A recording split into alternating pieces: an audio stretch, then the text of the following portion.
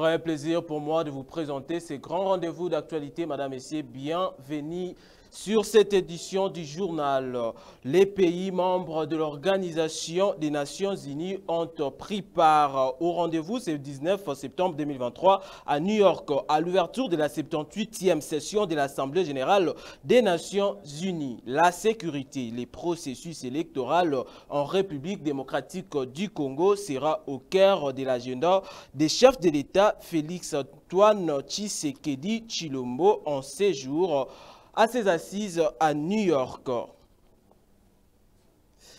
Processus électoral. Les parties prenantes au processus électoral sont convenues à prendre part au cadre des conversations. L'appel est lancé par la Commission électorale nationale indépendante, la CENI, qui est déterminée à respecter les délais. Suivez.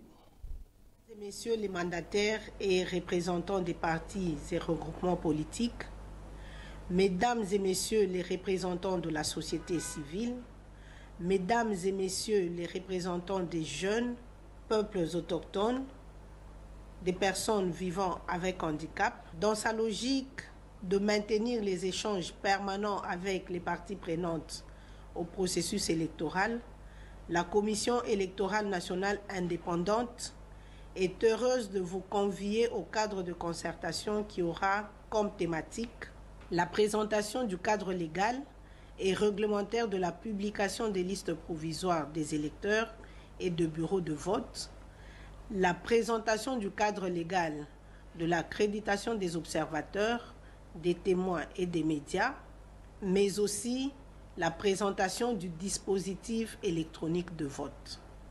Le programme y afférent se présente de la manière suivante. Mercredi 20 septembre 2023, cadre de concertation avec les partis et regroupements politiques. Le jeudi 21 septembre 2023, cadre de concertation avec la société civile. Et le vendredi 22 septembre, cadre de concertation avec les femmes, les jeunes, les personnes vivant avec handicap et les peuples autochtones.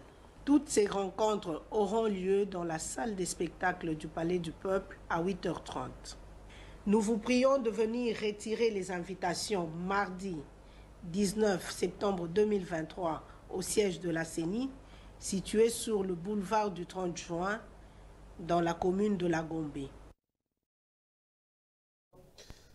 C'est sous une pluie qu'a eu lieu à Goma l'inhumation ce lundi 18 septembre 2023 dans la province du Nord Kivu des victimes de la répression sanglante dite Wazalendo. Du 30 août dernier, Peter Kazadi, vice-premier ministre, ministre en charge de l'Intérieur, Sécurité et Affaires coutumières, a pris part à l'inhumation. Suivez. Peter Kazadi est véritablement au service de sa nation. Sa mission ce lundi à Goma dans le Nord Kivu s'inscrit dans la mise en œuvre des engagements pris par le gouvernement congolais à travers la commission ministérielle que lui-même a eu à conduire sur instruction du chef de l'État Félix-Antoine Tshisekedi au lendemain des événements malheureux survenus sur la ville en date du 30 août à la suite des manifestations anti-MONUSCO. Avant toute chose, Peter Kazadi tient à transmettre les condoléances du chef de l'État aux familles éplorées. Ces jours, le gouvernement congolais, par le biais du patron de la territoriale et les familles des victimes, sont tombés d'accord sur les principes d'enterrement de plus de 40 corps sur un total de 57 identifiés. Je viens d'échanger avec les familles des victimes qui se sont présentées. Ici, je voudrais souligner qu'il y a des victimes dont les familles ne se sont pas présentées, mais que le gouvernement va entièrement prendre en charge, enterrer dignement. Nous avons échangé, nous sommes tombés d'accord sur les principes d'enterrement et de l'autre côté, les procès vont continuer à se poursuivre. Le gouvernement a donné des cercueils, les lieux où ils vont être enterrés, disons tous les frais funéraires, mais également une enveloppe pour leur permettre de faire les deuils de manière plus ou moins acceptable. Edmond Oussina, lui, a perdu son jeune frère, membre de la secte mystico-religieuse Wazalendo. En recevant cette enveloppe de main du vice-premier ministre et ministre de l'Intérieur, il s'est dit consolé et dit sa gratitude au gouvernement congolais. Oui,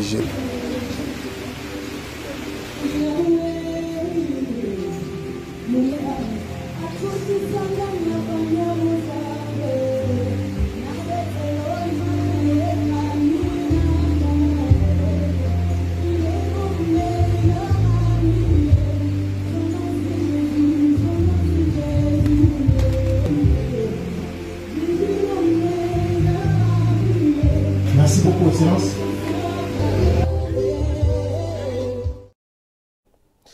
Toujours en sécurité, la sécurité dans la ville de Kisangani sur l'affaire Tchopo se renforce du jour au jour. Suivez. La ville de Kisangani et ses environs se renforce au jour le jour. Le présumé auteur des crimes perpétrés dans la commune de Lubunga à Kisangani ont été appréhendés par les éléments de la police congolaise. Notons que ces conflits à caractère communautaire a déjà fait plusieurs morts depuis le mois d'avril, dont un conflit foncier empoisonne les relations entre les Lingola et les Bangolais. Très touché sur ces conflits qui entraînent plusieurs morts dans sa province de la Tchopo, un de ses dignes-fils s'exprime au micro de nos reporters. Soucié de cette situation, l'honorable sénateur Ladi invite les autorités à instaurer le calme total dans la ville de Kisangani. Pour que la sécurité soit rétablie le plus tôt possible dans la commune de Lubunga, dans le territoire de Bundu, ainsi que dans le territoire de Opala. Parce que ces deux territoires sont des territoires pourvoyeurs de denrées alimentaires de première nécessité pour la province de la Tchopo. Les meilleurs riz de la RDC proviennent du territoire de Opala. Mais aujourd'hui, on ne cultive plus. Qui en périt? C'est toute la population. Et il y a des symboles qui sont en train de souffrir, de mourir aujourd'hui, sous notre œil impuissant. Et si nous ne disons rien, la nature est en train de nous observer et même le monde pourra nous juger. C'est pourquoi je dénonce avec la dernière énergie l'insouciance dont fait montre cette population tchopolaise meurtrie par ces conflits tribaux.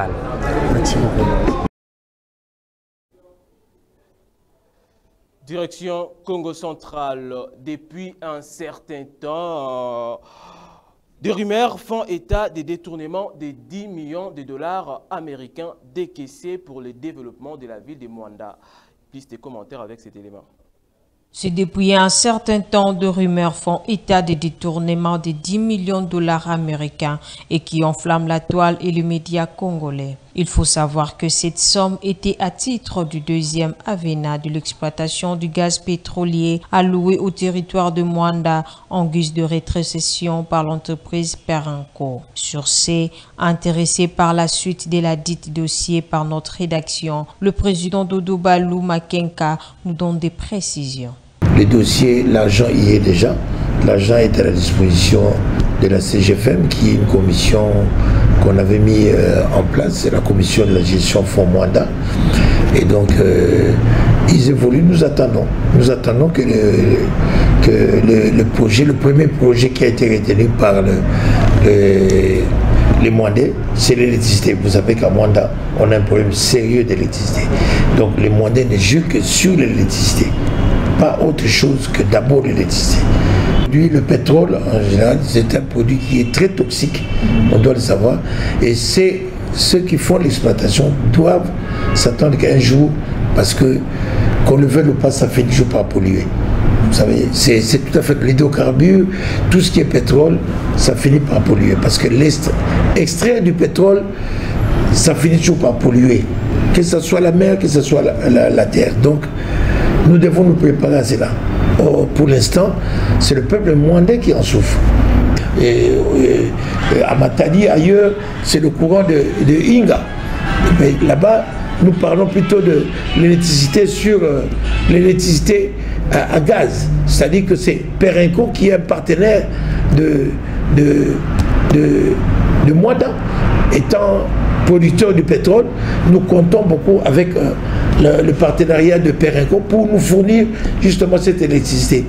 Signalons que le président de l'Assemblée provinciale du Congo central, Jean-Claude Vouemba, confirme que les 10 millions de Mwanda existent bel et bien et se trouvent présentement logés dans un compte bancaire lors d'une interview dans une chaîne de la place. Notre histoire n'a pas besoin de nous dicter notre avenir. Des adversaires peuvent devenir des partenaires. Les messages lancés par le président américain Joe Biden au début de son discours à la 78e Assemblée générale des Nations unies, c'est mardi 19 septembre. Suivez. J'étais de l'autre côté du monde, au Vietnam. Un pays jadis ensanglanté par la guerre. Et j'ai rencontré quelques anciens combattants américains et vietnamiens.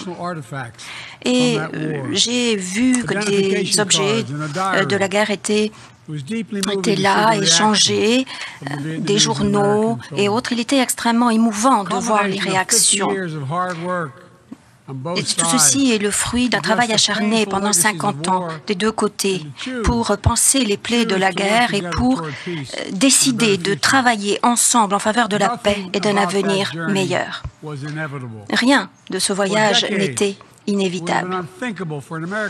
Pendant des décennies, il aurait été inimaginable qu'un président américain soit à Hanoï avec des dirigeants et annonce un engagement de haut niveau pour un partenariat de longue date, de longue durée avec le pays. Mais ceci montre bien que notre histoire n'a pas besoin de nous dicter notre avenir. Avec les efforts voulus, avec le leadership nécessaire, des adversaires peuvent devenir des partenaires. Il est possible de surmonter des défis, il est possible de penser de profondes plaies. Ne l'oublions jamais.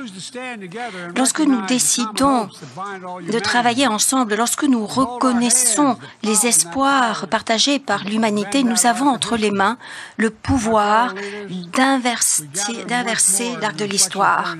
Et nous avons une nouvelle fois la chance d'être à la croisée des chemins. Mais le monde entier nous regarde. En tant que président des États-Unis, je comprends le devoir de mon pays, le devoir d'avoir un rôle moteur dans ce moment. Pour tous les pays du monde, nous avons une cause commune. Nous sommes là pour unir nos efforts à ceux des partenaires qui partagent une vision commune du monde. Pour nos enfants, pour leur léguer un monde dans lequel les enfants n'ont pas faim, où tout le monde a accès à des soins de santé de qualité, un monde où les travailleurs ont du pouvoir, où l'environnement est protégé, où les entrepreneurs partout peuvent saisir des occasions et créer leur entreprise, où les conflits sont réglés de façon pacifique, où les pays peuvent tracer leur propre voie. Les États-Unis cherchent un monde plus sûr, plus équitable pour tous et toutes. En effet, nous savons que notre avenir est lié au vôtre. Je le répète, nous savons que notre avenir est lié au vôtre. Et aucun pays ne peut relever les défis d'aujourd'hui. Cette édition est terminée, mais avant de vous quitter, voici l'essentiel. Les pays membres des Nations Unies ont pris rendez-vous ce 19 septembre 2023 à New York à l'ouverture de la 78e session de l'Assemblée générale des Nations Unies. Sécurité, processus électoral en République démocratique du Congo sera au cœur de l'agenda des chefs de l'État Félix-Antoine Tshisekedi Tshilombo à New York. Processus électoral. Les parties prenantes au processus électoral sont convenues à prendre part au cadre des concertations. L'appel a été lancé par la Commission électorale nationale indépendante qui est déterminée à respecter son calendrier. C'était un réel plaisir pour moi de vous présenter ces grands rendez-vous d'actualité. Un grand merci à l'équipe technique et l'équipe rédactionnelle. Vous étiez nombreux à nous suivre à Kinshasa et pourquoi pas à Bunagana. Madame, Messieurs, cette édition est terminée. Bonsoir chez vous.